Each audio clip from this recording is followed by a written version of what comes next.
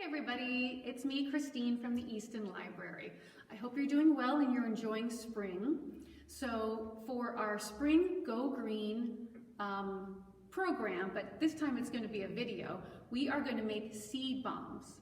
So seed bombs are something you can make at home out of paper and water and seeds, and you can give them to friends, you can share them with neighbors where they can plant them and have beautiful little wildflowers and things coming up for spring, which is so lovely. So we have been, luckily, we have this wonderful relationship with the Easton Garden Club and Pollinator Pathway. And they have donated some wonderful seeds to us. These are seeds, the kind of flower that's going to grow from them is called yarrow. I think I'm pronouncing that right. And these are eco seeds, and they are native to this area, which is so amazing because that makes them really like part of our town. It's great. So also I wanted to let you know that the Easton Garden Club also is making seed bombs, but they are calling them, which is super cute, seed truffles. And they are going to make them, their process is a little trickier. They're going to use clay and dirt, and they are going to be for sale. And that's starting this week, and they are offering them online through their Garden Club Garden Mart 2021.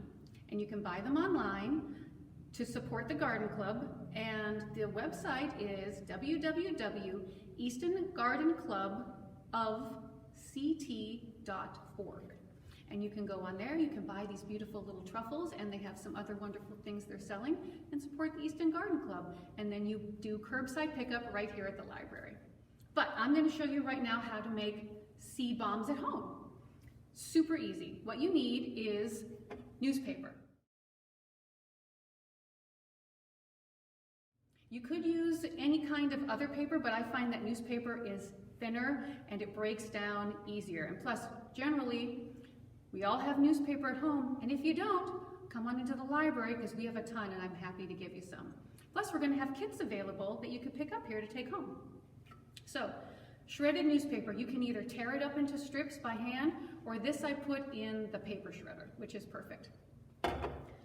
What you want to do is soak it in water. So that's what I have here.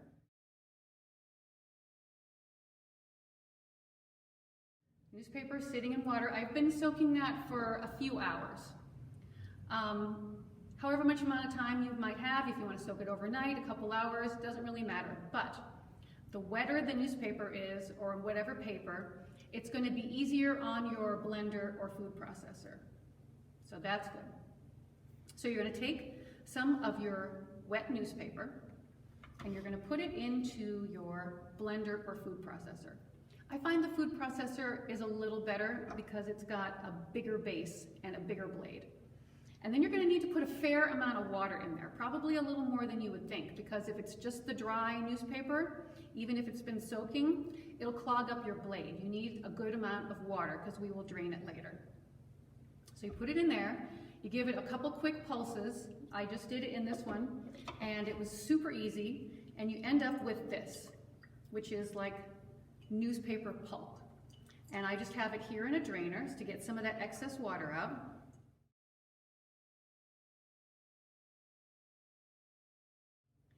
And then we're going to take that, and we have these tiny, tiny little yarrow seeds. They are like pepper flakes. They're so tiny.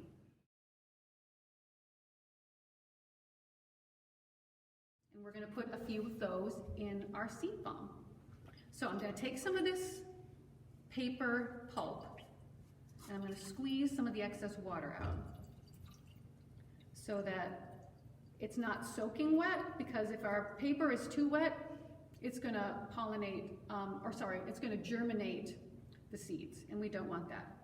So I squeezed out some of that, and I'm going to make it in about, I don't know, like your average sort of meatball size, I guess. So according to Jean Stets-Pachalski, who is the president of the Easton Garden Club and gave me these beautiful seeds, 3 or 4 seeds per bomb. Not anymore, because then it'll kind of be overgrown and they won't have a good amount of space. So I'm going to take 3 or 4 of our teensy tiny seeds. I'm going to use 4. There we go. And kind of put them inside, and then just squeeze this together. It really molds really well into a little ball. You could make it into a little patty, like a little burger, or if you want to get really creative and make them beautiful, you could put it into like a little silicone mold of a flower, or you could push it into like a little cookie cutter shape. Then you're going to take it and we need to dry these. So I brought from home a cookie cooling rack. Put them on there. If you don't have something like that at home, you could crumple up some tin foil and sit them on there. They just need some air circulation so they can dry. And then once they are dry, you can put them in a little container, and you have wonderful little seed bombs for spring. You can grow yarrow in your own yard. You could put them in a pot.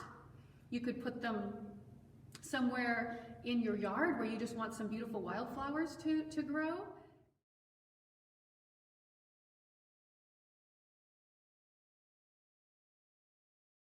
It's such a great thing, and it's wonderful for Earth Day because not only are we planting something, but we are recycling. So we're using our newspaper, and it's biodegradable, and we're just putting it with a little water, and we're making this beautiful thing. And if you have local seeds, like you can get here in the kits that I'm going to have for you guys, or for the ones from the Garden Club, even better for Earth Day because we're keeping it all local, and it's very organic, and it's very wonderful, and it's such a beautiful way to celebrate spring. So I hope you guys can make these at home, and I wish you a very happy spring and a happy Earth Day. Bye.